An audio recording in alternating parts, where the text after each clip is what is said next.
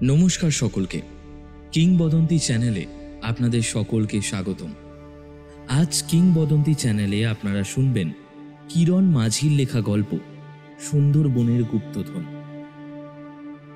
গল্প পাঠে অভিক সাহা, সম্পূর্ণা সৃষ্টি, ললিতা দেবী সৃজিতা, অঙ্কুশ সৌরভ রায়, অক্ষয় অনির্বাণ, গাইড স্নেহাদ্রি শেখর দাস, দীপিকা শিউলি, লোক রমাকান্ত, ধীমান নীল, মনা শুভ, পৌলমী বর্ণালী, সাধনবাবু অভিজিৎ, কুমুদবাবু দীপ্তিমান, মীরা দেবী বর্ণালী, প্রাণকৃষ্ণবাবু সৌরভ, বীরেন স্নেহাদ্রি শেখর দাস। শুরু হতে চলেছে আজকের বিশেষ নিবেদন, কিরণ মাঝির কলমে সুন্দরবনের গুপ্তধন। বাড়ি থেকে অঙ্কুশ আর অক্ষয় যখন শিয়ালদাতে পৌঁছালো তখন সকাল 7টাও বাজেনি। শীতের শুরুর দিকের এই সময়টা বেড়ানোর পক্ষে বেশ উপযুক্ত।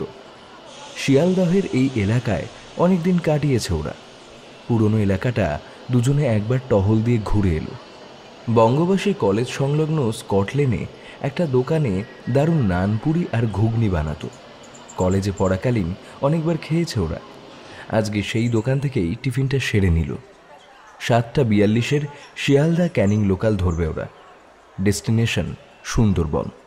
দুই বন্ধুর অনেক দিনের ইচ্ছে সুন্দরবন ভ্রমণের, কিন্তু কিছুতেই একসঙ্গে সময় হয়ে ওঠে না। দুজন দুই জায়গায় কাজ করে। অঙ্কুশ করে বেসরকারি অফিসের কেরানির কাজ, আর অক্ষয় ছোটোখাটো ব্যবসা। যদিও দুজনেই সরকারি চাকরির চেষ্টা চালিয়ে যাচ্ছে এখন। দুজনেরই বয়স 23-24 বছরের কোটায় হবে। স্টেশনে ট্রেনে উঠে জানালার দিকে সিট বেছে বেশ গুছিয়ে বসলো দুজনে। অক্ষয় আর অঙ্কুশ একটা জানালার পাশে মুখোমুখি বসেছে। অঙ্কুশের পাশে বসা এক মাঝবয়সী ভদ্রমহিলা তার কন্যা ও স্বামীকে নিয়ে বেড়াতে বেরিয়েছিলেন।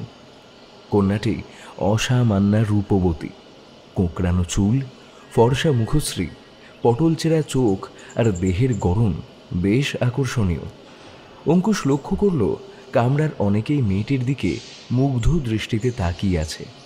অবশ্য সুন্দরের প্রতি আকর্ষণ চিরসত্য, যে কারোর পক্ষেই সেই তীব্র টানকে উপেক্ষা করা কঠিন ব্যাপার। এই সময় একটা ছোট ছেলের হাত ধরে এক অন্ধ ভিখারি লোকগীতি চালিয়ে ট্রেনে ভিক্ষা করতে উঠল। অঙ্কুশের সামনে যখন সে এলো, অঙ্কুশ ছেলেটিকে 20 টাকা দিয়ে দিল।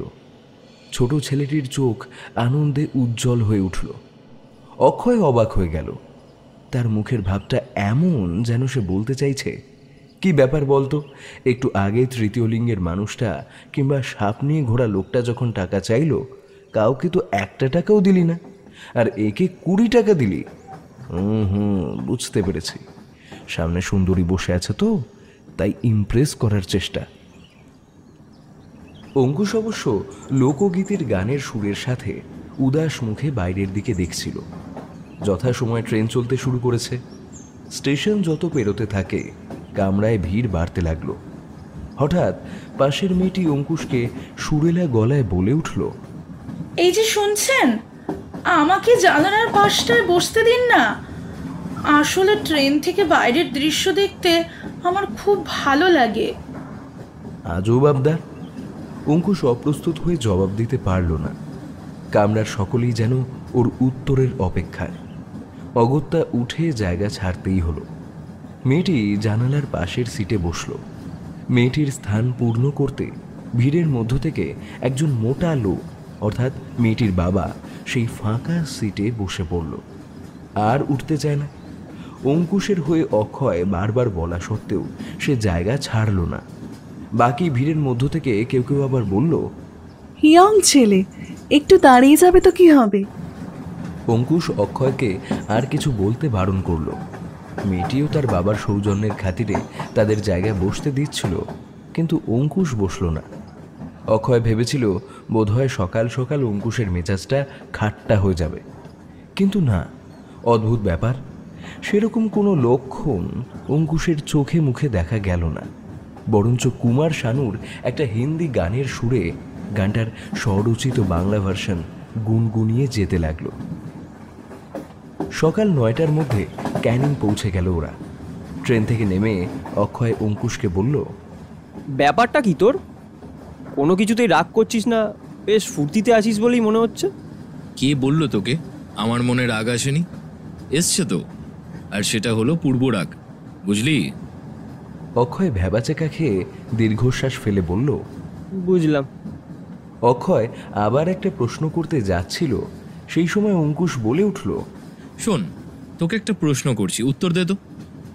এক চোখে দেখতে পায় এমন একটা লোক রাস্তা দিয়ে যাচ্ছিল, তখন এক পরিচিত ভদ্রলোক তাকে কি এমন নামে ডাকলো যেটার ইংরেজি উচ্চারণ একটা দেশের নামের মতো? অক্ষয় মাথা চুলকে ভেবে বলল, জানি না ভাই। তাহলে এখন কোনো প্রশ্ন নয়, আয়, ট্রাভেল এজেন্সির অফিসে পৌঁছে গেছি, আয়। ওরা যখন কথাবার্তা বলছে এমন সময় ট্রেনের সেই ভদ্রলোকও সপরিবারে সেখানে উপস্থিত হলেন। অক্ষয়রা যে ট্রাভেল এজেন্সির তত্ত্বাবধানে সুন্দরবনে বেড়ানোর বন্দোবস্ত করেছিল, এনারাও সেখানেই বুকিং করেছেন। অঙ্কুশের মনটা আনন্দে নেচে উঠল। এজেন্সির লোক জানালো এখান থেকে সোনাখালি ঘাটে পৌঁছতে হবে ছোট গাড়িতে, তারপর সেখান থেকে নদী পথে লঞ্চে বেড়ানো। একঘেয়ে জীবনে অ্যাডভেঞ্চারের পরশ মাখা বাতাস মনে হিল্লোল তোলে, হৃদয় উৎসুক হয়ে ওঠে নতুন কিছু দেখার আশায়। ক্যানিং স্টেশন থেকে সোনাখালি প্রায় 16 কিলোমিটার পথ। পথে মনোরম প্রাকৃতিক শোভা দেখতে দেখতে ওরা পৌঁছে গেল লঞ্চ ঘাট। লঞ্চ খুঁজে নিয়ে তাতে উঠে পড়ল দুজনে। লঞ্চটির নাম মেঘদূত। বেশ ছিমছাম লঞ্চটি। নিচের তলায় বড় বড় বিছানা পাতা আছে রেস্ট নেওয়ার জন্য। উপরের তলায় চেয়ারে বসে প্রাকৃতিক দৃশ্য উপভোগের ব্যবস্থা এবং সঙ্গে খাবার দাবারের ব্যবস্থা। সত্যি দারুণ উপভোগ্য। লঞ্চে উঠবার পর অক্ষয়ও দারুণ উৎফুল্ল। অঙ্কুশ অক্ষয়কে ফলো করে রহস্যটা বুঝল, কিন্তু মুখে কিছু বলল না। মনে মনে ভাবল, প্রয়াস সফল হলে ভালোই হবে।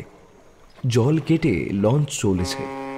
দত্তা নদীর দুপারে ম্যানগ্রোভের জঙ্গল।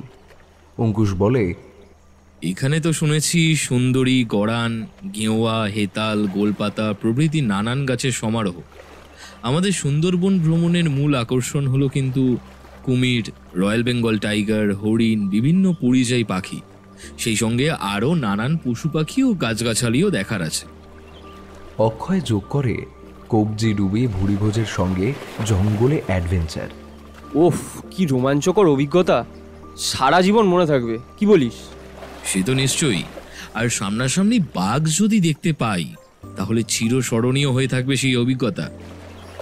মাঝে মাঝে ম্যানগ্রোভের জঙ্গল যেন নদীর জলের উপর নেমে এসেছে। জেগে থাকা পাড়ের শ্বাসমূলগুলো আকাশের দিকে উদ্যত ছোড়ার মতো উঁচিয়ে আছে। গাইড দাদা মাঝে মধ্যে চেঁচিয়ে তথ্য দিয়ে যাচ্ছিলেন। লুচি, আলুর দম আর মিষ্টি দিয়ে টিফিন করবার খানিকটা পরই ওরা হাতে পেল গরম গরম চিংড়ি পকোড়া। এ স্বাদের তুলনা নেই। ততক্ষণে লঞ্চে থাকা অনেক সমবয়সী ছেলেমেয়েদের সঙ্গে পরিচয় হয়েছে অঙ্কুশদের। তাদের মধ্যে 4টি মেয়ে ও 4টি ছেলে ছিল। ট্রেনের দেখা মেয়েটির নাম জানা গেল, সম্পূর্ণা। অন্য 3টি মেয়ের নাম পম্পা, পৌলমী ও দীপিকা। ছেলেগুলোর নাম ছিল দিব্যেন্দু, সাকিব, চন্দন আর ধীমান। পৌলমীর পিছনে ধর্ণা দিয়ে তার সঙ্গে প্রথম থেকেই ভাব জমাতে চাইছিল অক্ষয়। অঙ্কুশ লক্ষ্য করেছে এটাই তার উৎফুল্ল ভাবের কারণ। সকলে মিলে আড্ডা দিতে দিতে চারপাশের জঙ্গলের দিকে লক্ষ্য রাখছিল, যদি কোনো বন্যপ্রাণী চোখে পড়ে। কিন্তু না, কয়েকটা বন্য শুয়োর ও গুটিকতক পাখি ছাড়া আর কিছুই চোখে পড়ল না। গোসাবায় এসে ওরা রবি ঠাকুরের স্মৃতি বিজড়িত বেকন বাংলোটা ঘুরে এলো। এবার আহারের পালা। দুপুরের সুস্বাদু খাবারের তালিকায় ছিল সাদা ভাতের সঙ্গে দই কাতলা, চিংড়ির মালাইকারি আর রকমারি সবজি। শেষ পাতে চাটনি, পাঁপড় আর মিষ্টি। সময় গড়িয়ে চলল। গোধূলি বেলায় ক্লান্ত রবির দিগন্তে হারিয়ে যাওয়ার দৃশ্যটা লঞ্চ থেকে দেখতে বেশ ভালো লাগছিল। সন্ধ্যার একটু আগে ট্রাভেল এজেন্সির নির্দিষ্ট করা হোমস্টেতে উঠল ওরা। সুন্দর পরিবেশে সুন্দরীদের সাহচর্য মনে খুশির ঢেউ তুলেছিল অঙ্কুশের। 2 রাত 3 দিনের ট্যুর প্যাকেজ ওদের।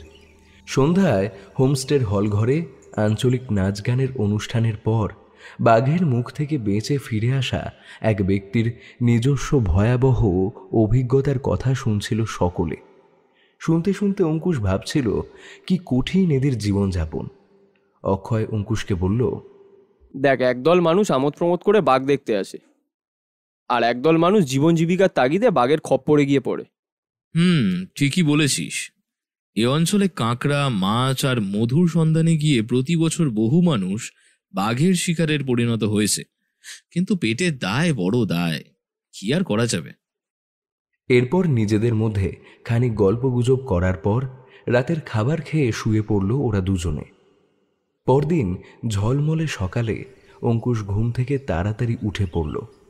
অক্ষয় তখনও ঘুমোচ্ছে। অঙ্কুশ দোতলার ব্যালকনিতে এসে দাঁড়ানোর পরই সম্পূর্ণা একটু দূরে এসে দাঁড়ালো। সদ্য ঘুম ভাঙা এলো চুলে সম্পূর্ণাকে সদ্য ফোটা ফুলের মতো মিষ্টি দেখতে লাগছিল। পরিবেশের গুণে অঙ্কুশের হৃদয়ে গোপন ইচ্ছাটা আকুলি বিকুলি করছিল।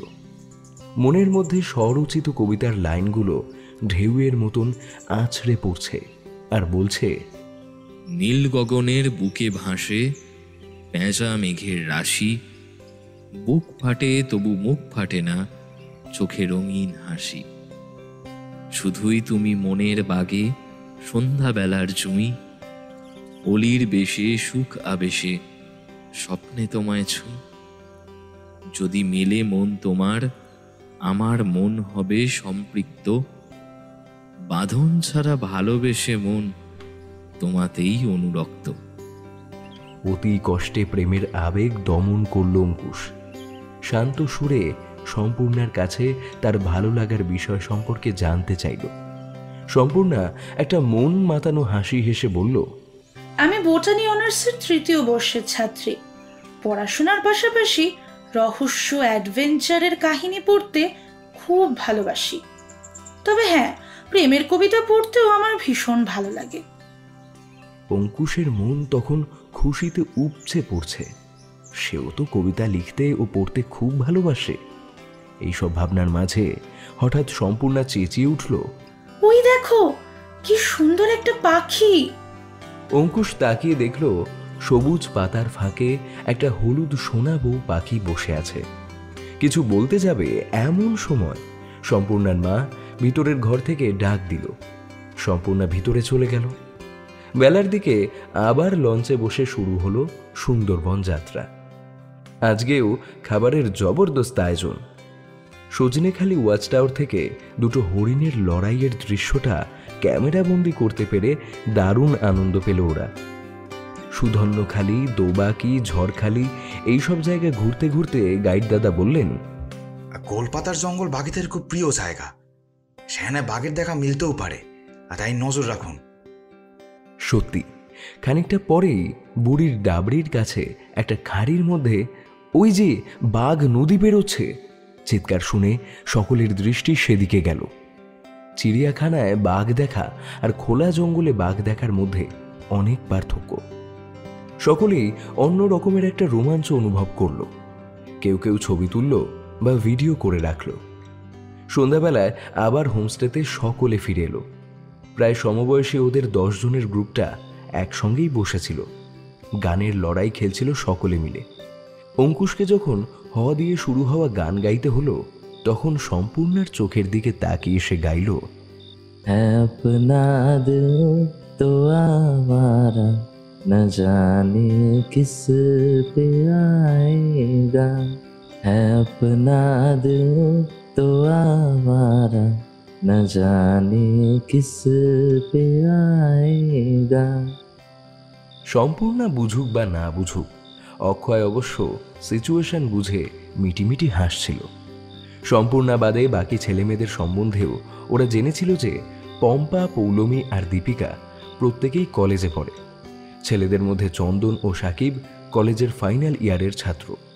দিব্যেন্দু আর ধীমান সবে কোনো না কোনো কাজে ঢুকেছে। রাতের খাওয়ার শেষে যে যার বরাদ্দ ঘরে শুয়ে পড়ল। সকালবেলা হোমস্টেতে হইচই বেঁধে গেল। দুজন ছেলে আর দুজন মেয়েকে খুঁজে পাওয়া যাচ্ছে না।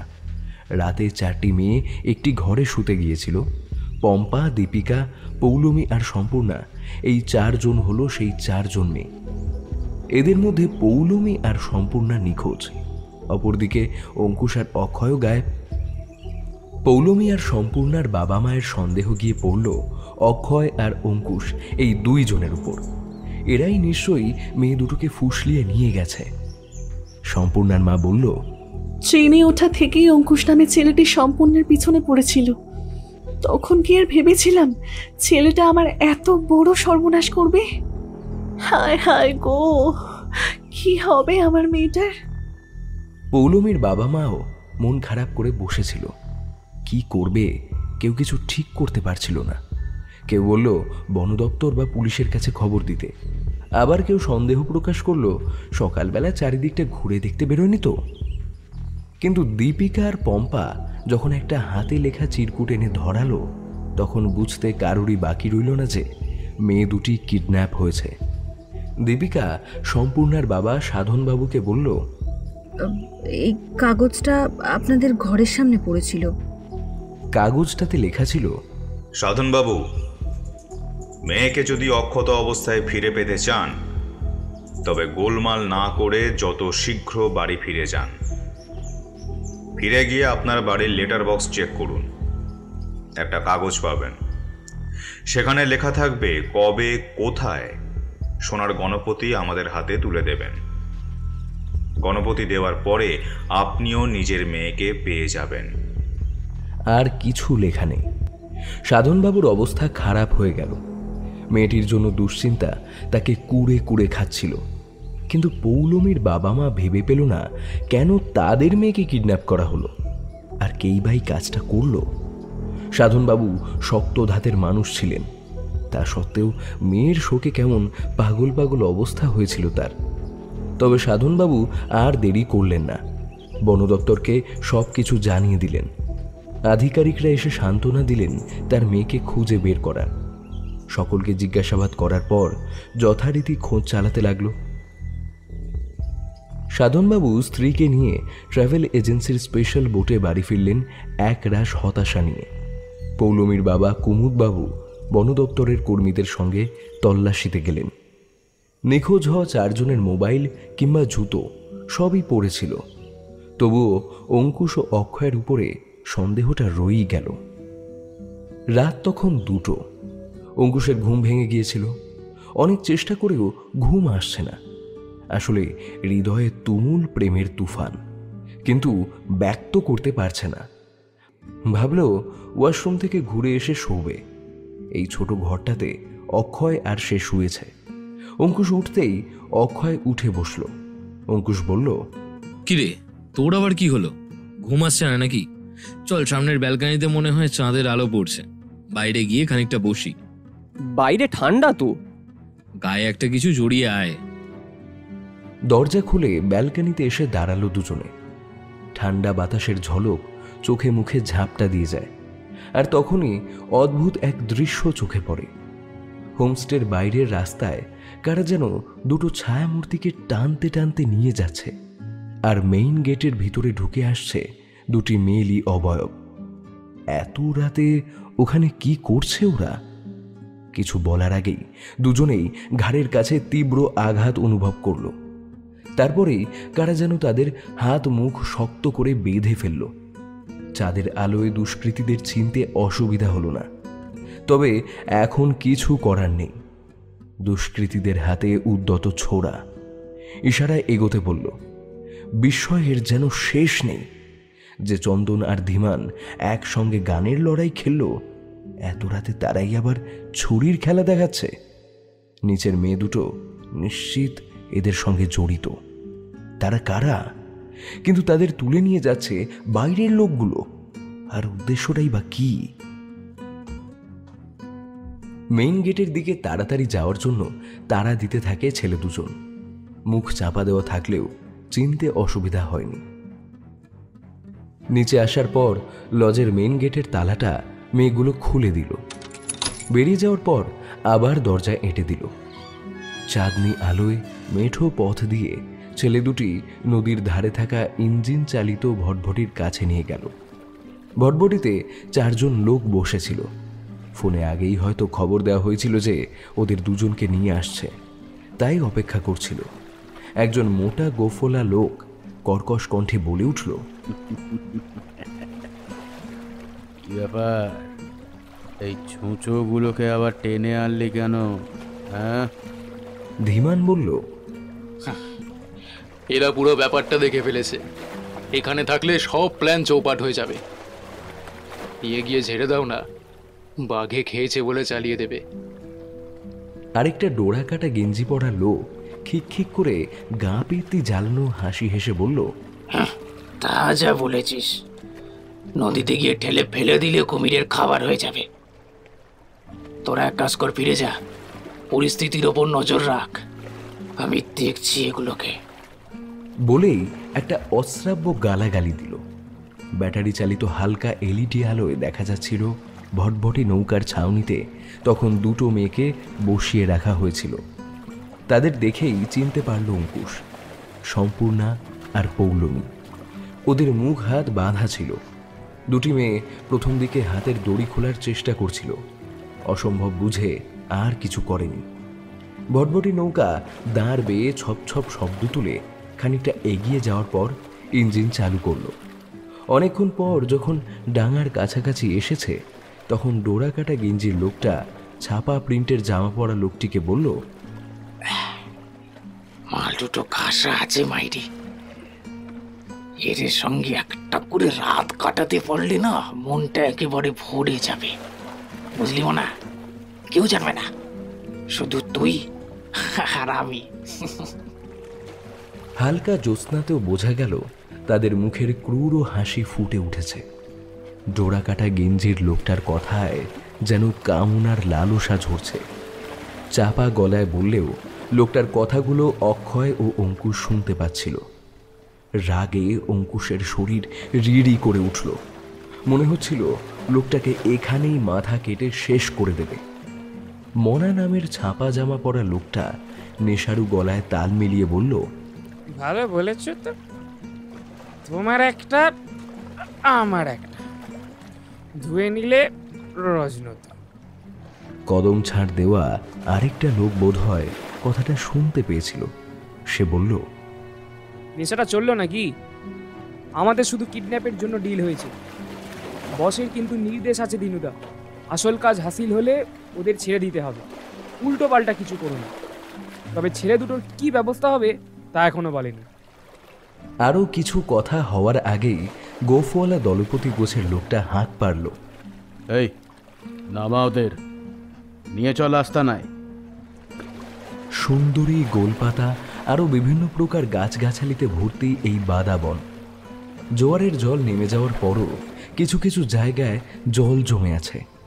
এই অঞ্চলটা সুন্দরবনের কোর এরিয়া, সাধারণের প্রবেশ নিষেধ। কিন্তু যারা দুষ্কৃতিবৃত্তি করে বেড়ায় তাদের ভয় ডর বলে কিছু নেই। ভটভটি থেকে এক প্রকার টেনে হিঁচড়ে নামানো হলো 2টি ছেলেকে। মেয়েদের অবশ্য যত্ন করে নামালো দিনু। ততক্ষণে 4 জনের মুখের বাঁধন খুলে দিয়েছে। এখন হাজার চিৎকার করলেও কেউ বাঁচাতে আসবে না। মেয়েদের হাতের বাঁধনও খুলে দিয়ে দিনু সম্পূর্ণাকে পাঁজা কোলা করে তুলতে যাচ্ছিল। সম্পূর্ণা চেঁচিয়ে ওঠে, ছাড় শয়তান, ছাড় আমাকে, ছেড়ে দে। গোফওয়ালা লোকটা ধমক দেয়, দিনু বাড়াবাড়ি করিস না, ছেড়ে দে ওকে। তখনের মতো সম্পূর্ণাকে ছেড়ে দিল সে। সকলে মিলে কাদামাটির রাস্তা ধরে চলতে লাগলো। জঙ্গলের বেশ খানিকটা ভিতরে কাঠ দিয়ে বানানো একটা ঘর। সেই ঘরের কাছে যখন এসে পৌঁছলো তখন ভোরের আলো ফুটতে শুরু করেছে। দুষ্কৃতীদের 4 জনের কাছে ভোজালি ছিল। গোফওয়ালা লোকটির কাছে একটা রাইফেল নৌকার খোলের মধ্যে রাখা ছিল। আসবার সময় সেটি বের করে এনেছে। কোর এরিয়া মানে যে কোনো মুহূর্তে বাঘ আসতে পারে। যে ঘরের কাছে ওরা এসে দাঁড়ালো সেই ঘরটি মাটি থেকে খানিকটা উপরে অবস্থিত ছিল। কাঠের সিঁড়ি দিয়ে উঠে বারান্দা পেরিয়ে ঘরে ঢুকতে হয়। পাশাপাশি দুটো ঘর। কাঠের বাড়িটা বহু দিনের পুরাতন। সুন্দরবনের এরকম নির্জন দ্বীপের মধ্যে বাড়িটা কী কারণে তৈরি হয়েছিল সঠিকভাবে কেউ বলতে পারবে না। এমনও হতে পারে বিরল প্রজাতির কচ্ছপ বাঁচানোর প্রজেক্ট হয়তো এখানেই ছিল। তারই দেখাশোনার জন্য মনে হয় বাড়িটা তৈরি হয়েছিল। অক্ষয় ও অঙ্কুশের হাতের বাঁধন খুলে চারজনকে একসাথে একটা ঘরের মধ্যে বন্ধ করে রাখা হলো। দুষ্কৃতী চারজন পাশের ঘরে ঢুকলো। তারা নিশ্চিন্ত ছিল ছেলেমেয়েগুলো কোথাও পালাতে পারবে না। এদিকে চারটি ছেলেমেয়ের মধ্যে সম্পূর্ণা প্রথম মুখ খুলল। কাঁদো কাঁদো হয়ে বলল, আমাদেরকে কিডন্যাপ করে কার কি লাভ? আমার বাবা তো ছোটখাটো একজন ব্যবসায়ী, বেশি টাকা ডিমান্ড করলে সেটা দেওয়ার ক্ষমতা তার নেই। এরা মেয়ে পাচারকারী নয় তো?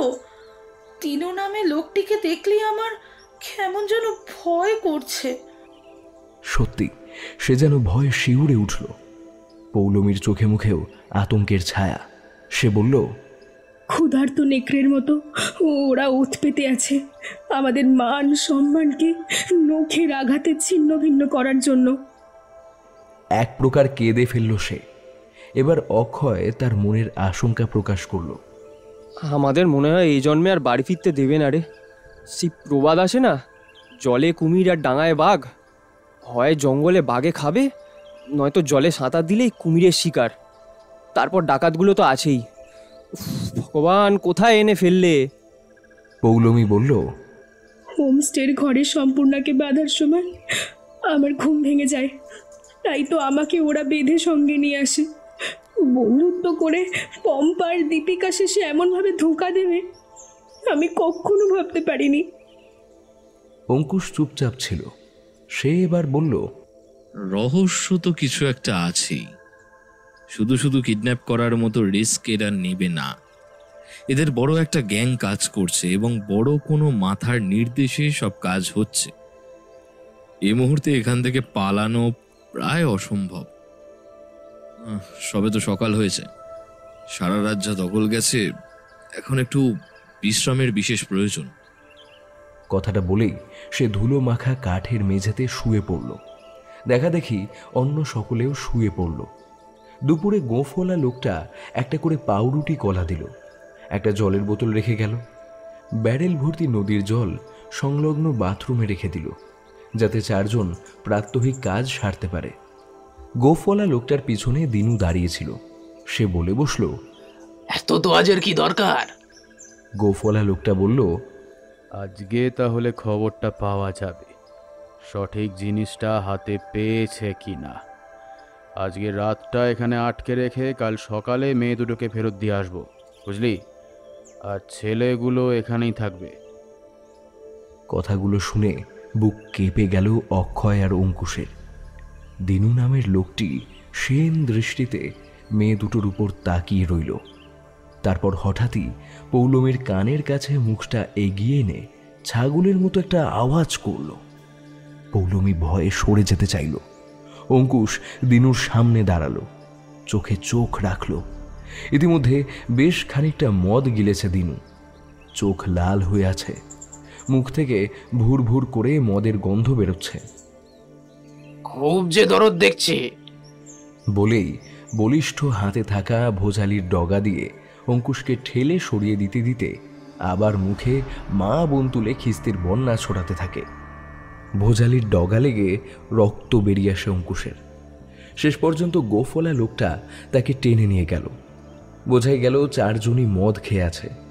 এই অবস্থায় মনের মতিগতি বোঝা দুষ্কর। মদের ঝোঁকে গোঁফওয়ালা লোকটার মদ ঘুরলেই সবাই মিলে অনর্থ ঘটিয়ে ফেলতে পারে। সম্পূর্ণা বা পৌলমী আগে কোনোদিন এত খারাপ লোকের মুখোমুখিই হয়নি। প্রতি মুহূর্তে সম্মান হারানোর ভয় জাঁকিয়ে বসেছে মনের ভিতর। রাগে, অপমানে, দুঃখে চোখে জল এসে যায় মেয়ে দুটির। এই বিপদ থেকে মুক্তির কোনো রাস্তা তারা দেখতে পাচ্ছে না। অঙ্কুশ আর অক্ষয় তখনও রাগে ফুঁসছিল। মারামারি হয় হবে, চোখের সামনে এ দৃশ্য অসহ্য। দরজা বন্ধ হয়ে গেছে আবার। অঙ্কুশ ঘর সংলগ্ন বাথরুমটায় ঢুকল। যখন বেরিয়ে এলো তার মুখে একটা আশার আলো। অক্ষয়কে ডেকে নিয়ে এসে দেখালো কাঠের মেঝের ভাঙা অংশ। সবাই মিলে চেষ্টা করতেই জীর্ণ তক্তার বাকি অংশ ভেঙে ফেলতে পারল। একজন মানুষ গলে যেতে পারে এমন একটা ফাঁক তৈরি হলো। তক্তা ভাঙার শব্দ খুব জোরে হয়নি, তা সত্ত্বেও চারজনে ফিরে এলো ঘরে। ভাঙা তক্তা ঠিক জায়গায় বসিয়ে ফিরে এসেছে ওরা। দরজা খোলার শব্দ হলো। ছাপা জামা পরা মনা নামে লোকটি উঁকি মারল দরজার ওপার থেকে। অঙ্কুশ পা ঠুকছিল। দেখা দেখি সকলেই পা ঠুকছিল। লোকটা ধমকানি দিল, এই আর কি হচ্ছে? চুপচাপ বসে থাক, না হলে হাতের ভোজালিটা দেখেছিস তো একেবারে ঠান্ডা করে দেবো। সবাই থেমে গেল। লোকটা চলে যাবার পর অঙ্কুশ গলার স্বর নামিয়ে বলল, অন্ধকার নামলেই খুব সাবধানে বেরোতে হবে আমাদের। বাঁদিক বরাবর এগোলে চড়ার ওপর তুলে রাখা ভটভটির সন্ধান পাওয়া যাবে। এদের ওপর কোনো বিশ্বাস নেই। আজ রাতে কোনো ক্ষতি করবে না সেই গ্যারেন্টি নেই। শেষ চেষ্টা একবার করতেই হবে। সকলে সহমত হলো। পরিকল্পনা মাফিক ভাঙা অংশটা দিয়ে প্রথমে অঙ্কুশ নামল, তারপর একে একে চারজন নামল। আকাশে সেই সবে পূর্ণিমার চাঁদ উঠেছে। জঙ্গলের আধো অন্ধকারে খুব সাবধানে পা ফেলে চলতে শুরু করলো ওরা চারজন। বারান্দার উপর লোকগুলো বসেছিল, তাই ওরা অন্য দিক দিয়ে একটু ঘুরে যাচ্ছিল, না হলে গুন্ডাদের চোখে পড়ে যাবার সম্ভাবনা। বেশ খানিকটা দূরে এসেছে এমন সময় শয়তানগুলো বুঝতে পেরে গেল ছেলে মেয়েগুলো পালাচ্ছে। আরে যাবি কোথায়? হ্যাঁ, বলতে বলতে ছুটে আসতে লাগলো তারা। ঝোপঝাড় ভেঙে চারজনে ছুটতে লাগলো, কিন্তু জঙ্গলের মধ্য দিয়ে অনভ্যস্ত খালি পায়ে ছোটা কষ্টকর। মেয়েগুলো পিছিয়ে পড়তে লাগলো। অঙ্কুশ অক্ষয়কে বলল, তুই সম্পূর্ণ আর পৌলমীকে নিয়ে নৌকার দিকে এগোনোর চেষ্টা কর, আমি এদের আটকাচ্ছি। অক্ষয় সেটাই করল। অঙ্কুশ এবার ছুটে আসা দুষ্কৃতীদের দিকে এগিয়ে গেল। এখন সে শুধু কবিতা লেখা প্রেমিক নয়, ক্যারাটের ব্ল্যাক বেল্টে থার্ড হওয়া তরতাজা যুবক। ভালোবাসার পাত্রীকে অপমান করার জ্বালা বুকে দগদগে ক্ষত সৃষ্টি করেছে। ভালোবাসার পাত্রীকে অপমান করার জ্বালা বুকে দগদগে ক্ষত তৈরি করেছে। রাইফেল নিয়ে মোটা গোফলা লোকটা সামনাসামনি এসে গিয়েছিল, অন্য একটা গুন্ডা পেছনে। বাকি দিনু আর মনা মেয়েদের পিছনে গেছে। গোফলা লোকটা রাইফেল তাক করে আসতেই ঝোপের আড়াল থেকে তড়িৎ গতিতে বেরিয়ে হাত লক্ষ্য করে জোরালো একটা লাথি মারল অঙ্কুশ। খানিকটা দূরে রাইফেল ছিটকে পড়ল হাত থেকে। পর মুহূর্তেই ঘুরে সপাটে মারল নাকের উপর জোরালো একটা ঘুষি। নাক ফেটে রক্ত বেরিয়ে এলো। নাক চেপে বসে পড়ল লোকটা। সময় নষ্ট না করে সেই অবস্থায় মাথা আর শিরদাঁড়ার মাঝে মারল মক্ষম একটা কিক। ব্যাস, তাতেই জ্ঞান হারিয়ে মাটিতে উপুর হয়ে পড়ল লোকটা। দ্বিতীয় লোকটা কাছে এসে ভোজালি চালিয়ে দিয়েছে ততক্ষণে। চেষ্টা সত্ত্বেও পুরোপুরি আক্রমণটা এড়াতে পারল না অঙ্কুশ। বুকের ওপর দিয়ে কোনাকুনিভাবে চিড়ে গেল, রক্ত বেরিয়ে এলো। সামলে নিয়ে অঙ্কুশ লোকটার তলপেটে লাথি কষালো। আঁক করে শব্দ করে তলপেটের কাছটা ধরে বসে পড়ল লোকটা। ভোজালিটা হাতেই ধরা ছিল। অঙ্কুশ সেটার উপর লাথি কষাতেই লোকটার উরুর উপর গেঁথে গেল সেটা। এবার লোকটার হাত দুটি ধরে মুচড়ে ভেঙে দিল। যন্ত্রণায় চিৎকার করে উঠল সে। অঙ্কুশ ভোজালিটা বের করে নিয়ে বারবার লোকটার উরুর উপর আঘাত করতে লাগলো। গুন্ডাটার দুটি পা অকেজো করে দিল। তারপর সে ছুট লাগালো অক্ষয়দের দিকে। দিনু এবং মনা তখন অক্ষয়দের ধরে ফেলেছে। মনার সঙ্গে অক্ষয়ের জোরদার লড়াই চলছে, আর দিনুও সম্পূর্ণাকে টেনে নিয়ে যাচ্ছে ঝোপের আড়ালে। তাতে সম্পূর্ণা ও পৌলমী বাধা দিয়ে যাচ্ছে, কিন্তু দুজনে গায়ের জোরে পেরে উঠছে না। দিনু বলছে, ভেবেছিলাম রাতে তোর সাথে ফুলসজ্জা করব, কিন্তু তোরা তো পালিয়ে এলি। আজ এখানেই ভোগ করবো তোকে। রাইফেল ভোজালির ভয় না পেয়ে পালানোর সাহস কি করে হলো তোদের? সবাই ধরা পড়বি আর মরবি এক এক করে। বলেই এক ঝটকায় পৌলমীকে ঠেলে ফেলে দিল। অক্ষয় তখন মনাকে প্রায় কাবু করে ফেলেছে। মনার হাতের বড় ভোজালিটা জঙ্গলে ছিটকে পড়েছে। ঠিক সেই সময় অঙ্কুশ এসে দাঁড়ালো। দিনু দাঁত কিড়মিড়িয়ে বলল, সালা ঠিক পালিয়ে এসেছিস না? তার হাতের ভোজালিটা সম্পূর্ণার সামনে উদ্যত। দিনু অঙ্কুশকে বলল, ওই ওই একদম সামনে এগোবি না, তাহলে একে একেবারে জানে মেরে দেবো। তারপর অক্ষয়ের দিকে তাকিয়ে মনাকে ছাড়তে ইশারা করল। হা হা করে নিষ্ঠুর হাসি হেসে বলল, অস্ত্রহরণ দেখেছিস কখনো? এই দেখ। সম্পূর্ণার চোখের জল বাঁধ মানছিল না, গাল বেয়ে গড়িয়ে পড়ছিল অঝরে। তার হাত দুটো দিনুর বাঁ হাতে ধরা। দিনু ডান হাতের ছুরির ডগাটা দিয়ে সম্পূর্ণার বুকের চুড়িদারের মাঝের অংশটা কাটতে গেল। অঙ্কুশ এতক্ষণ পিছনে হাত রেখে দাঁড়িয়েছিল। টান টান শরীরের প্রতিটা পেশি ফুলে উঠেছে তার, বুক রক্তে মাখামাখি। রাগে মাথায় যেন তার আগুন জ্বলছিল। ছুরির ফলা চুড়িদার স্পর্শ করার আগেই চকিতে অঙ্কুশ নিজের পিছন দিক থেকে ভোজালি ধরা হাতটা বের করে ভোজালিটা ছুঁড়ে দিল। নির্ভুল নিশানায় ভোজালি ছুরিটা দিনুর ডান বাহুতে গেঁথে গেল। প্রচণ্ড একটা চিৎকার বেরিয়ে এলো দিনুর মুখ দিয়ে। এই সুযোগে সম্পূর্ণা নিজেকে ছাড়িয়ে নিয়ে সরে এলো। অঙ্কুশ দেরি না করে ছুটে গিয়ে দিনুর বুকে মারল জোড়া পায়ের লাথি। আবার উঠে পড়ে ছিটকে পড়া দিনুর বুকের উপর এসে এলো পাথারি কিল চর ঘুষি মারতে লাগলো, আর মুখে জোরে জোরে বারবার বলতে লাগলো, ছুঁয়ে দেখা, ছুঁয়ে দেখা কুত্তা, ছুঁয়ে দেখা না রে শুয়োর শালা। এতেও থামলো না সে। দিনুর হাতটা উল্টো করে ঘুরিয়ে ভেঙে দিতে দিতে মুখে বলতে লাগলো, এই হাত দিয়ে ছুঁয়েছিলি তো, এই হাত আর তোর থাকবে না। একটা পাও ভেঙে দিল পাটকাঠি ভাঙার মতো করে। দিনুর তখন যন্ত্রণায় চেঁচানোরও ক্ষমতা নেই, জ্ঞান হারিয়েছে সে। সেই অবস্থায় ঠ্যাং দুটো ধরে ধান যেভাবে বাখারির বেড়া বা আগরে ঢুকে ঝরানো হয় সেভাবে আছাড় মারতে লাগলো। অক্ষয় কোনো মতে থামালো তাকে।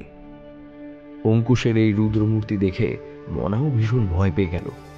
পৌলমী ও সম্পূর্ণা পরস্পরকে জড়িয়ে ধরে একটু ধাতস্থ হলো। অঙ্কুশ মনার কাছ থেকে টর্চ নিয়ে রাইফেল ও ভোজালিগুলো খুঁজে নিয়ে ভটভটি নৌকার দিকে এগোলো। ঠিক সেই সময় শুনতে পেল বাঘের গর্জন। মনে হলো বাঘটা এইদিকেই আসছে। তিনজন দুষ্কৃতীর জন্য দয়া দেখাতে গেলে ওদের প্রাণ সংশয় হতে পারে। আর এক মুহূর্ত অপেক্ষা না করে আহত মনাকে টানতে টানতে দ্রুত নৌকার কাছে পৌঁছালো তারা। সবাই মিলে কাদার উপর দিয়ে টেনে টেনে ভটভটি নৌকাটিকে জলে নামালো। প্রতি মুহূর্তে বুক ঢিপ ঢিপ করছিল, এই বুঝি বাঘটা চলে আসে। ভটভটির ইঞ্জিন চালু করে যে পথে ওদের আনা হয়েছিল সেদিকে চলল। বেশ খানিকটা চলার পর হঠাৎই মনা মাঝ নদীতে ঝাঁপ দিয়ে পড়ল। সাঁতার কেটে পাড়ের দিকে যেতে লাগলো।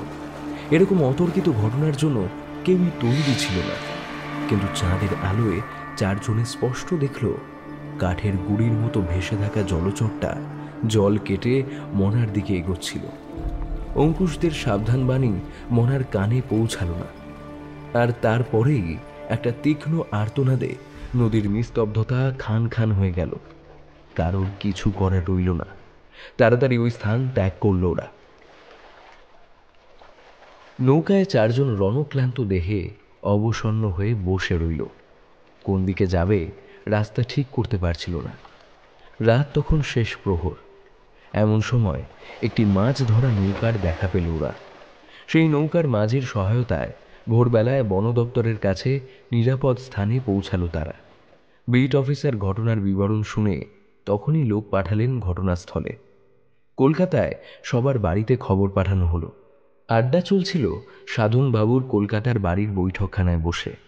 অঙ্কুশ ও অক্ষয় বাড়ি ফিরে কয়েকদিন বিশ্রাম নিয়ে আজকে এসেছে সাধনবাবুর বাড়িতে। তাদের উপর হওয়া সন্দেহের অবসান ঘটেছে। পৌলমী তার বাবা মায়ের সঙ্গে সম্পূর্ণাদের বাড়িতে এসেছে। অঙ্কুশের ক্ষতস্থান অনেকটা শুকিয়ে গেছে। অক্ষয় সামান্য আহত হয়েছিল, সেও এখন পুরোপুরি ফিট। পৌলমী আর সম্পূর্ণা মানসিক ট্রমা প্রায় কাটিয়ে উঠেছে।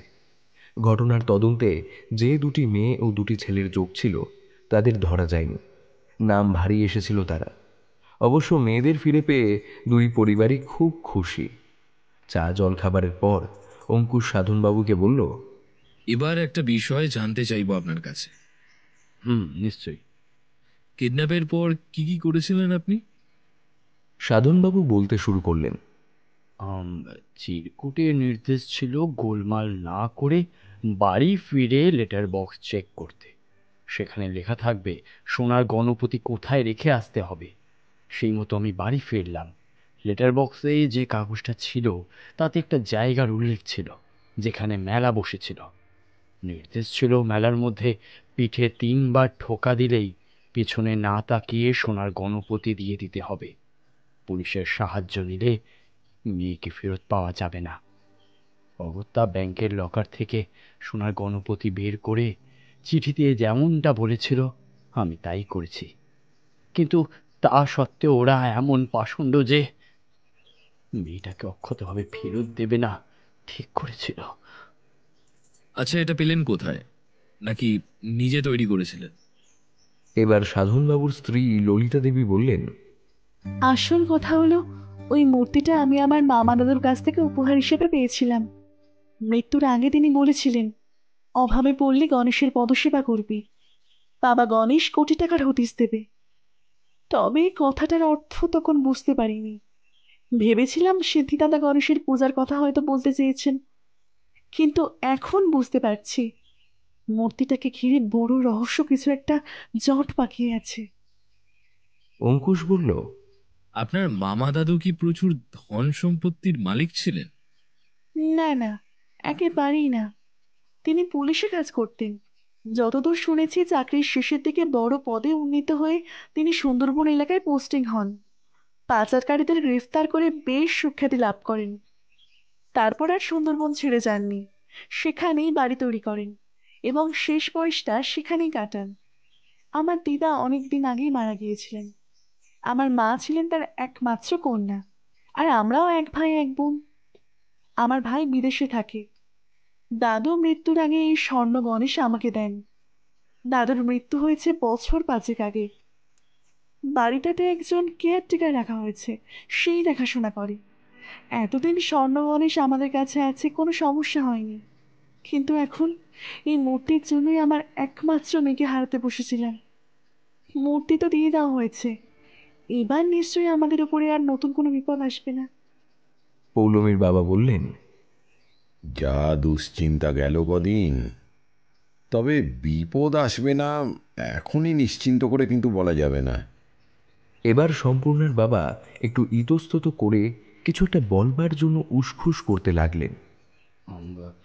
সোনার গণপতিটা তো ব্যাংকের লকারেই রাখা ছিল, সেটা সম্বন্ধে আলাদা করে কোনো আগ্রহ আমাদের ছিল না।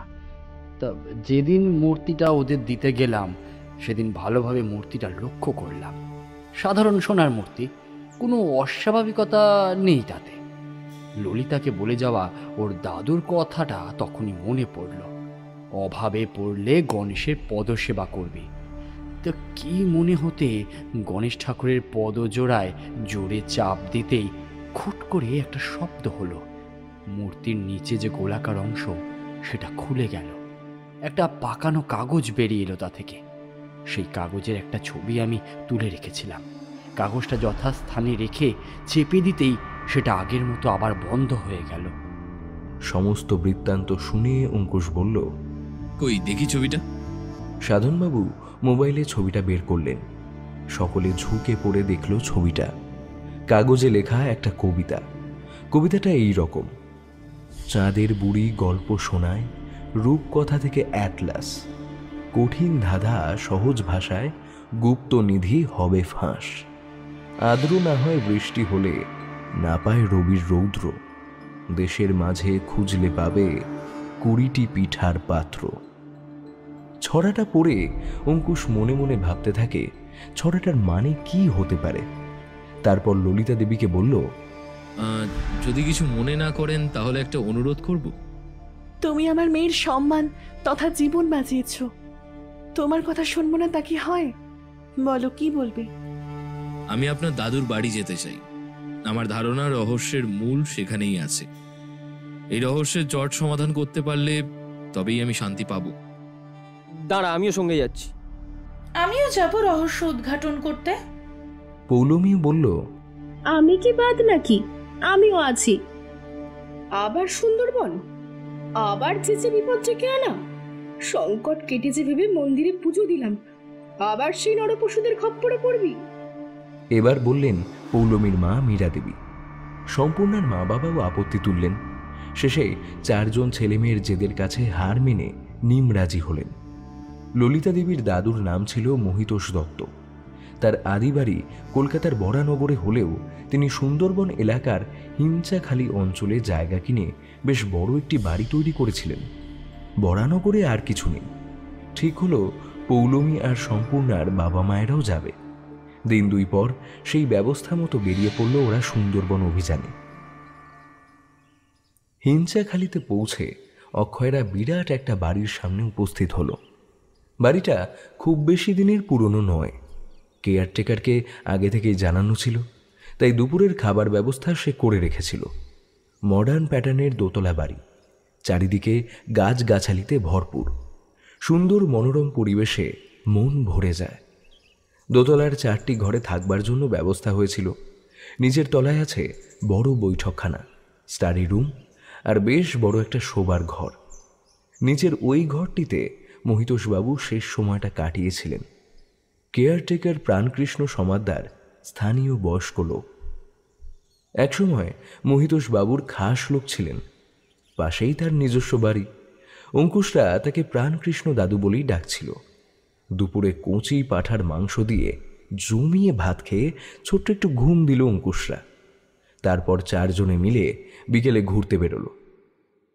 সন্ধ্যায় যখন ওরা বাড়ি ফিরে এলো তখন বাড়ির সবার মুখ থমথমে। ব্যাপারটা কি জানতে চাইল অঙ্কুশ। সাধনবাবু অঙ্কুশের হাতে একটা কাগজ ধরিয়ে দিল। কাগজের উপর প্রিন্ট করা কিছু লেখা। বাঁচতে হলে ভাগতে হবে, বলেন সাধুজন, নইলে বিপদ ঝুলছে খাঁড়া, বাঁচানোর নেই সুজন। পড়ে বোঝা গেল হুমকি চিঠি। সাধনবাবু বললেন, তোমরা চলে যাবার খানিকটা পরেই এই ঢিলের সঙ্গে বেঁধে কেউ ছুঁড়েছে এটা। এ থেকেই বোঝা যায় মাস্টার মাইন্ড চায় না আমরা এখানে থাকি, সবসময় চোখে চোখে রেখেছে আমাদের। সন্ধ্যার পর চায়ের আসর জমল। সেখানে প্রাণকৃষ্ণ দাদু উপস্থিত ছিল। অঙ্কুশ জিজ্ঞাসা করল, আচ্ছা দাদু, আপনি তো মহিতোষ বাবুর সঙ্গে অনেকদিন একসাথে কাটিয়েছেন, তিনি কেমন লোক ছিলেন একটু বলতে পারবেন? হয়তো শুনে থাকবে তিনি পুলিশে চাকরি করতেন। চাকরি জীবনের শেষের দিকে এদিকে পোস্টিং হয়। তারপর যখন স্থায়ীভাবে এখানে থাকতে শুরু করলেন তখন থেকেই আমি তার সঙ্গে ছিলাম। যোগাযোগ ব্যবস্থা তখন এত উন্নত ছিল না, বিশেষ করে আমাদের এই সুন্দরবনের এলাকাগুলো ছিল অনুন্নত আর জঙ্গলে ঢাকা। বন্য পশু আর পাখিদের অবাধ বিচরণ ক্ষেত্র। সুন্দরবনের নদীপথ দিয়ে ভারত ও বাংলাদেশের মধ্য দিয়ে চোরাচালানের কতগুলো বেশ সুবিধাজনক রাস্তা ছিল। মহিতোষ বাবু এখানে এসে বেশ শক্ত হাতে সবকিছু নিয়ন্ত্রণ করেন। তিনি এখানে হয়ে উঠলেন চোরাচালানকারীদের জম। উচ্চ পদে আসীন থাকাকালীন বহু চোরাচালানকারীদের তিনি জেলের ঘানি টানিয়েছেন। কিন্তু এত সব ভালো কাজ করার মধ্যেও একটা বদনাম ছিল তার, আর সেটা হচ্ছে সোনা ছাড়া অন্য জিনিসের চোরাচালানকারীরা বমাল সমেত ধরা পড়তো ঠিকই, এবং বেশিরভাগই সরকারের কাছে জমা পড়তো, কিন্তু সোনা কিংবা দামি রত্নের চোরাচালানকারীরা কেউই ধরা পড়তো না। গুজব রটে যায় যে সোনা এবং রত্নের পাচারকারীদের ধরে সব সোনা কেড়ে নিতেন বটে, কিন্তু জেলে পাঠাতেন না। কিভাবে তিনি এ কাজ করতেন বা সেই সোনা কোথায় যেত তা অবশ্য কারো জানা নেই। তার বিরুদ্ধে কোনো প্রমাণও পাওয়া যায়নি। শুধু ঘটনা ছিল যে এভাবে বিপুল পরিমাণ সোনা তিনি জমিয়েছিলেন, কিন্তু সেই সোনা কেউ কোনোদিন চোখে দেখেনি। রামকৃষ্ণবাবু একটু চুপ করলেন।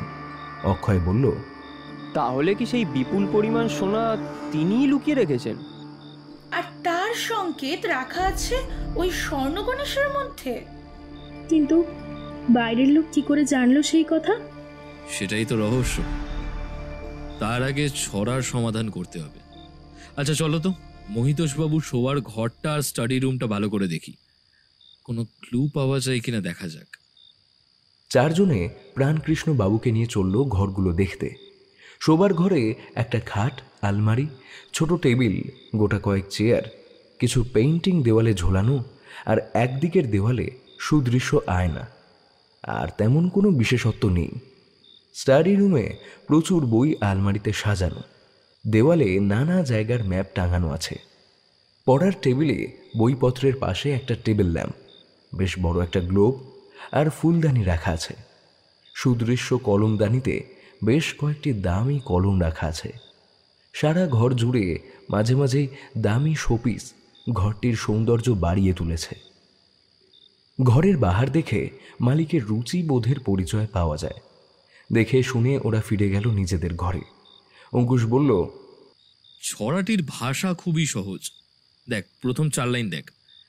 চাঁদের বুড়ি গল্প শোনায়, রূপকথা থেকে অ্যাটলাস, কঠিন ধাঁধার সহজ ভাষায়, গুপ্তনিধি হবে ফাঁস। এই অংশটা থেকে স্পষ্টভাবে বোঝা যাচ্ছে গুপ্ত কোনো ধন সম্পদ পাওয়া যাবে ধাঁধা সমাধান করলে। এখানে অ্যাটলাস শব্দের অনেকগুলো অর্থ হয়, যেমন অ্যাটলাস হলেন প্রাচীন গ্রিক উপকথার একজন বীর, দ্বিতীয়ত অ্যাটলাস পর্বতের নাম, তৃতীয়ত ম্যাপের সংকলনের বইকে অ্যাটলাস বলা হয়। কথাটা বলে অঙ্কুশ নিজেই চমকে উঠল। বেশ উৎসাহের সাথে বলল, এই তো মিল পাওয়া গেছে। ছড়ার ছবিটা ওদের ফোনে ছিল। তারপরের অংশটা দেখ। আর্দ্র না হয় বৃষ্টি হলে, না পায় রবির রৌদ্র, দেশের মাঝে খুঁজলে পাবে 20টি পিঠার পাত্র। অক্ষয় এবার বলল, এই দেখ, ম্যাপে আঁকা ছবির দেশ কিন্তু বৃষ্টিতেও ভেজে না, আবার সূর্যও ওঠে না। অর্থাৎ বাস্তবের জায়গায় বৃষ্টি হলেও ম্যাপে আঁকা ছবির জায়গায় বৃষ্টি হয় না, আর রোদও ওঠে না। তাই তো? আমি ঠিক বলছি? 100% ঠিক বলেছিস। এখন চল নিচের ঘরে চল। নিচের স্টাডি রুম খোলা ছিল। দুজনে এসে ঢুকে পড়ল ঘরটায়। তারপর ম্যাপগুলো ভালো করে খুঁটিয়ে দেখতে লাগলো। প্রথমে দেওয়ালে রাখা ম্যাপগুলো দেখল। অতি সাধারণ দেশ বিদেশের মানচিত্র, কিছুই পাওয়া গেল না। ওদের নজর গেল টেবিলের উপর রাখা গ্লোবটার দিকে, কিন্তু না, হালকা ফাঁপা গোলক, বিশেষত্ব কিছু নেই। মন মরা হয়ে ফিরে এলো ঘরে। অক্ষয় বলল, একটা অংশ সমাধান হচ্ছে না। ছড়ার লাইনটা ছিল দেশের মধ্যে খুঁজতে হবে 20টি পিঠের পাত্র। 20টি পিঠের পাত্র কোন দেশকে বলা হয়? ইউক্রেনকে বলা হয় ইউরোপের রুটির ঝুড়ি। প্রেইডি অঞ্চল পৃথিবীর রুটির ঝুড়ি, ভূমধ্যসাগরীয় অঞ্চল পৃথিবীর ফুলের ঝুড়ি, কেউ বা পৃথিবীর চিনির পাত্র। কিন্তু 20টি পিঠার পাত্র জানি না। তাছাড়া যদি জানাও যায় তাহলে সেখানে কি করতে হবে? রাতের খাবার পর তেমন কোনো কথাবার্তা হলো না। পরের দিন সকালে আবার বৈঠকখানায় এলো চারজনে। প্রাণকৃষ্ণ দাদু ওদের বলল, গতকাল তোমাদের একটা কথা বলা হয়নি। কি কথা দাদু? প্রাণকৃষ্ণবাবু বলে চললেন, কিছুদিন আগে এ বাড়িতে চোর এসেছিল। যদিও কোনো মূল্যবান জিনিস খোয়া যায়নি, শুধু চারিদিক লণ্ডভণ্ড হয়েছিল। কিছু একটা নির্দিষ্ট জিনিস তারা খুঁজছিল। ওরা বুঝতে পারল চোর স্বর্ণ গণেশের খোঁজে এসেছিল। অঙ্কুশ বলল, গতকাল রাতে ধাঁধাটা নিয়ে অনেক ভেবেছি। ভোরবেলা একা উঠে এসে দেওয়ালের মানচিত্র আর গ্লোবের ওপর ইউক্রেন, ভূমধ্যসাগরীয় অঞ্চল বা প্রেইরি অঞ্চলে বিশেষ কিছু পেলাম না। আজ সকালে আলমারিতে রাখা ভূগোলের একটি বই থেকে দেশ ও তাদের রাজধানীগুলো খুব ভালোভাবে পর্যবেক্ষণ করলাম, আর তখনই একটা সম্ভাব্য উত্তর আমি পেয়েছি। সেটাই এখন পরীক্ষা করব। এই বলে সে গ্লোবটা হাতে তুলে নিয়ে কিরগিজস্তানের রাজধানী বিশকেক নামটা খুঁজল। লক্ষ্য করল সূক্ষ্ম একটা ছিদ্র আছে। অবশ্য গ্লোবের অনেক জায়গায় এরকম ছিদ্র দেখা যাচ্ছিল। একটা সরু আলপিনের ডগা দিয়ে চাপ দিতেই গ্লোবের উপরের সামান্য অংশ সরে গেল। তার ভিতর থেকে বেরিয়ে এলো একটা কাগজ এবং একটা ছোট স্ট্যাম্প। হুররে বলে চেঁচিয়ে উঠল সবাই। ওদের উল্লসিত চিৎকারে সম্পূর্ণ পৌলমীর বাবা মায়েরা ঘরে এলো। অঙ্কুশ সমস্ত ব্যাখ্যা করে বলল, কুড়িকে হিন্দিতে বলে 20, আর পিঠের ইংরেজি কেক ধরলে হয় পিস কেক, যেটা কিরগিজস্তানের রাজধানী। কারেক্ট? এত সহজ ব্যাপারটা ধরতে পারছিলাম না ভাই। এবার গোলকের ভিতর থেকে পাওয়া কাগজটা খুলে দেখল অঙ্কুশ। কাগজের উপর লেখা আছে আরও একটা পদ্য। পেলাম খুঁজে আজব যে এক যন্ত্র, হাতের ফুল দ্বিগুণ করে ছাড়াই কোনো মন্ত্র। খুঁত আছে তার ডানে বামে, উল্টো করে সেটা এটা, আলোতে তার কাজের জোয়ার, অন্ধকারে পায়ে সে ভাটা। পার হলে পাও অচিনপুর, লক্ষ্য তব নাইকো দূর, সংযোগে পাবে আজব শহর, মিলিয়া খুঁজে পায়। বর্ষায় ওঠে গান, গে আর ভোরে উঠে কে চেঁচায়। আচ্ছা। নিজের মনে 2-4 বার লেখাটি পড়ল। স্ট্যাম্পের মতো, কিন্তু তাতে চাবির মতো ভাঁজ আছে। সম্পূর্ণা বলল, আবার দাদা? অঙ্কুশ ভাবতে লাগলো। সারাটা দিন তার কিভাবে কেটে গেল টের পাওয়া গেল না। মহিতোষবাবু বাড়িটি যখন তৈরি করিয়েছিলেন তখন এই অঞ্চলে পাকা বাড়ি বিশেষ ছিল না। মুর্শিদাবাদ থেকে রাজমিস্ত্রি আনিয়ে বাড়ি তৈরি করা হয়েছিল। বাড়ির আশেপাশে খোলামেলা পরিবেশ, সবুজ সতেজ বাতাস জীবনে মুক্তির স্বাদ জাগায়।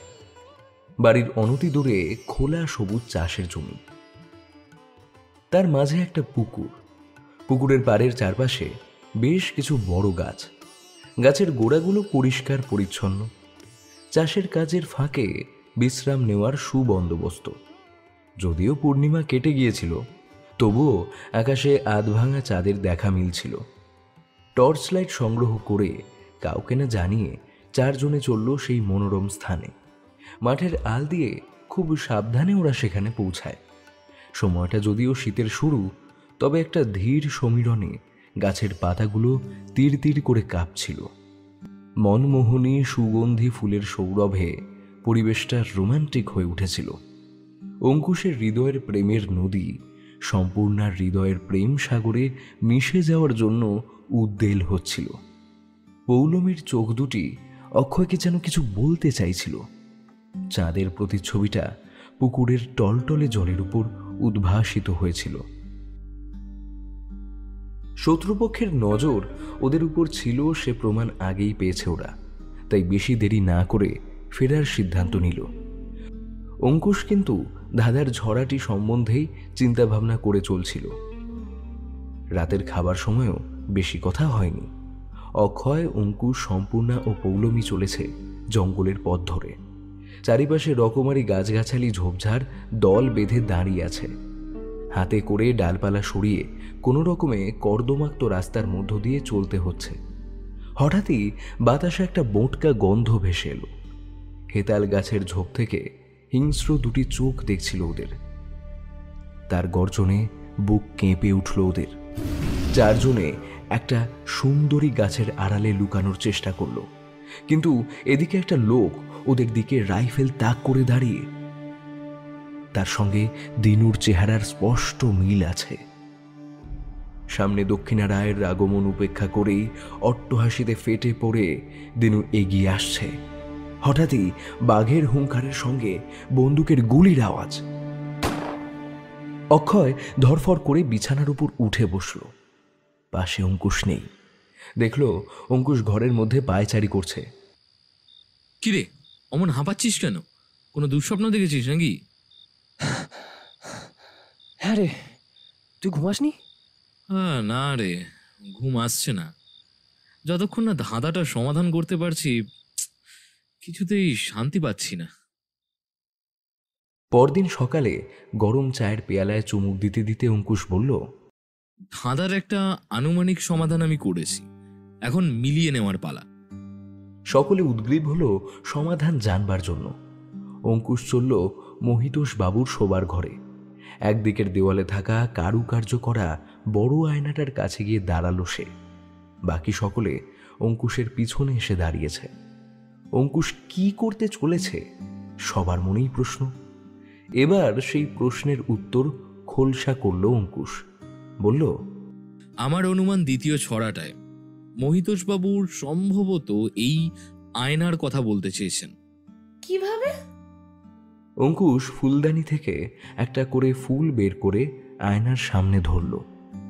দেখ ডাবল হলো কিনা মন্ত্র অনুযায়ী। অক্ষয় চমকে উঠল। আরে এই সহজ ব্যাপারটা তো ভাবেনি সে।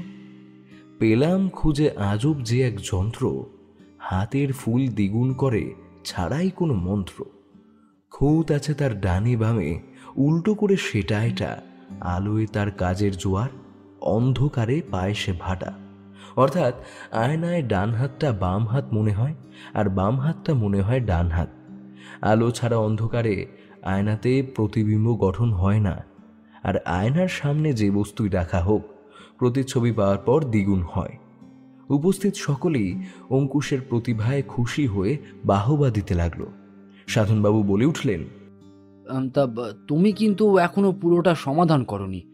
আয়না তো না হয় হলো, কিন্তু গুপ্তধন কি ওই আয়নার মধ্যেই আছে? অঙ্কুশ না দমে গিয়ে বলল, একটু ধৈর্য ধরুন, সব বলছি। ভালো করে লক্ষ্য করেও আয়নার কোনো বিশেষত্ব নজরে এলো না। তখন অঙ্কুশ বলল, অক্ষয়, এই আয়নাটাকে এখান থেকে সরাতে হবে। আয় দেখি কিছু পাওয়া যায় নাকি। সবাই মিলে ধরাধরি করে আয়নাটাকে সরিয়ে ফেলল। আর তখনই দেখল আয়নার পিছনের দেওয়াল জুড়ে আবার একটা ম্যাপ। অঙ্কুশ বলল, পার হলে পাও অচিনপুর, লক্ষ্য তব নৈক দূর, সেই জন্যই আয়নাটাকে পাশে সরালাম, বুঝিস? অক্ষয় বিস্ময় প্রকাশ করে বলল, আরে বুড়োর তো দারোগা না হয় ভূগোলের মাস্টার মশাই হওয়া উচিত ছিল। কথাটা বলতেই পৌলমী চোখ কটমটিয়ে তাকালো অক্ষয়ের দিকে। তার সেই দৃষ্টিতে একটা শাসনের ভাব স্পষ্ট ছিল। অঙ্কুশ খুব মন দিয়ে পর্যবেক্ষণ করছিল, বিড়বিড় করে ছড়ার শেষ লাইনগুলো বলছিল। সহসা চেঁচিয়ে উঠল, ব্যাংকক। অক্ষয় মাথা নেড়ে বলল, না না, এখন আর কোথাও বেড়াতে গিয়ে কাজ নেই।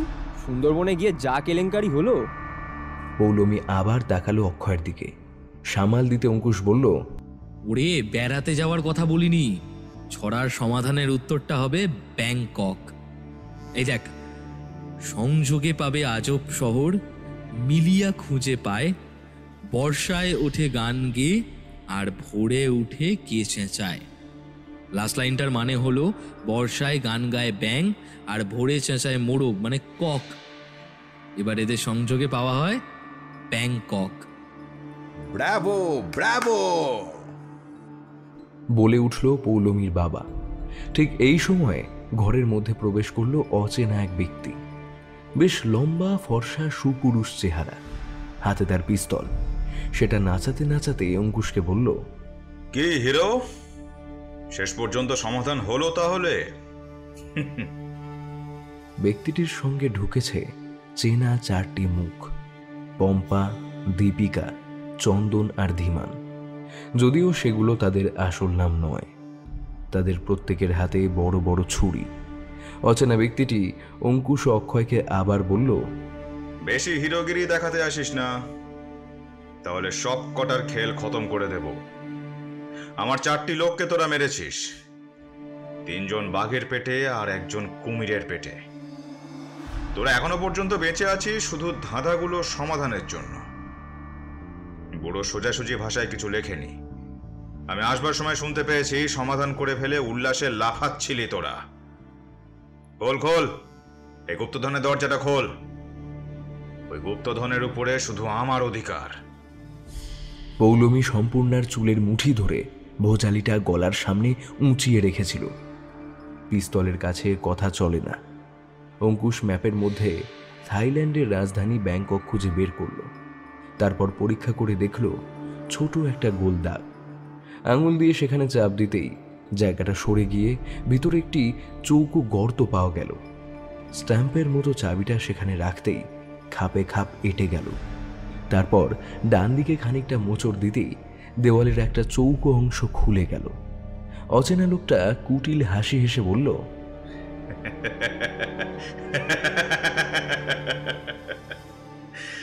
অবশেষে মহিতোষ দত্তের লুট করা ধন আমার কবজায়। তারপর অঙ্কুশের দিকে ইশারা করে বলল, আগে তুই নিচে যাবি। তার নির্দেশে চন্দন সামনের টেবিল থেকে এমার্জেন্সি ল্যাম্পটা নিয়ে এলো। নিচে নেমে যাওয়া সিঁড়ি বেয়ে প্রথমে অঙ্কুশ, তারপর অক্ষয় নামছিল, তারপরে চন্দন নামছিল। অনেকটা নিচে নামার পর অচেনা লোকটার আনন্দের চিৎকার শোনা গেল। কিছুটা পর ওরা উপরে উঠে এলো হাতে সোনার বিস্কুট নিয়ে। লোকটা অঙ্কুশদের নির্দেশ দিল, তোরা দুজন নিচে থেকে সমস্ত সোনা এখানে ব্যাগে তুলে আন, তারপর তোদের ব্যবস্থা হবে। অক্ষয় অঙ্কুশ নিচে গেল। দরজার কাছে পিস্তল হাতে পাহারা দিচ্ছিল অচেনা লোকটি। হঠাৎ করে নিচে থেকে শোনা গেল অঙ্কুশের কণ্ঠস্বর, হিরে হিরে হিরে পাওয়া গেছে, কত হিরে। অচেনা লোকটা লোভী কণ্ঠস্বরে বলল, কই কই কই কোথায় দেখি, বলেই নিচে নেমে গেল। ঠিক এই সময় বাড়ির বাইরে থেকে একদল লোক ঘরের 4 দুষ্কৃতীর উপর অতর্কিতে ঝাঁপিয়ে পড়ল। কেউই পালানোর সুযোগ পেল না। লাঠির আঘাতে ছুরিগুলো ছিটকে পড়ল। সম্পূর্ণা দীপিকার চুলের মুঠি ধরে ঝাঁকাতে লাগলো। নিচে তখনই দুম করে পিস্তলের গুলির শব্দ হলো। সম্পূর্ণা, পৌলমী সহ তাদের বাবা মায়েরা ভয় পেয়ে গেল।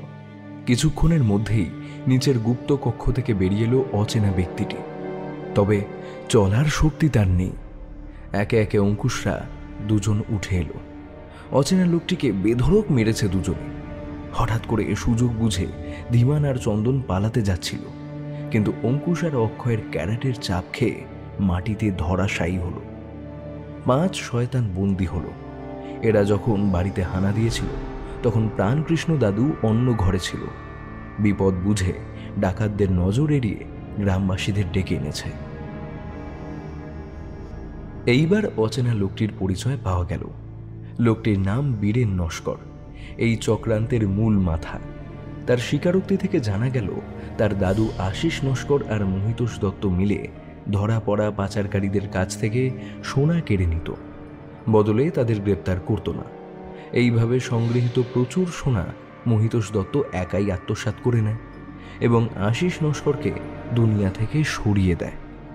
আশিস নস্করের একটি ডায়েরি থেকে বীরেন নস্কর সব কিছু জানতে পারে। কয়েকদিন আগে কোনোভাবে স্বর্ণ গণপতি তৈরির কারিগরের কাছ থেকে জানতে পারে গণপতির ভিতরের গুপ্ত খোপের কথা। তার সন্দেহ হয় ওর মধ্যে সোনা লুকানোর হদিশ আছে, তাই লোক ভাড়া করে সম্পূর্ণাকে কিডন্যাপ করায়। প্রথম দিকে ওদেরকে বাড়ি থেকে তাড়ানোর জন্য ভয় দেখায়। তারপর অবশ্য শত চেষ্টা করেও গুপ্ত সংকেত উদ্ধার করতে না পারায় ধাঁধার সমাধানের জন্য অঙ্কুশদের উপর নির্ভর করে সে। অঙ্কুশরা একটা করে ধাঁধা যখন সমাধান করতে থাকে তখন তার মনে হয় এরাই গুপ্তধন উদ্ধার করতে পারবে।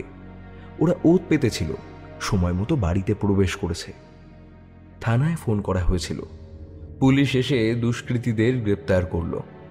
হিরে অবশ্য পাওয়া যায়নি। ওটা অঙ্কুশ বীরেন নস্করকে ফাঁসানোর জন্য বলেছিল। উদ্ধারকৃত সোনার বর্তমান মূল্য 50 কোটির উপরে। পাপের ধনের উপর সম্পূর্ণার মায়ের কোনো লোভ নেই। সবটাই সরকারি কোষাগারে যাবে। সব মিটমাট হলো, এবার ফেরার পালা। সকালে বাড়ি ফেরার আগে সম্পূর্ণা আর অঙ্কুশ দোতলার বারান্দায় দাঁড়িয়েছিল। সম্পূর্ণা হঠাৎই 2টো লাইন আবৃত্তি করে উঠল।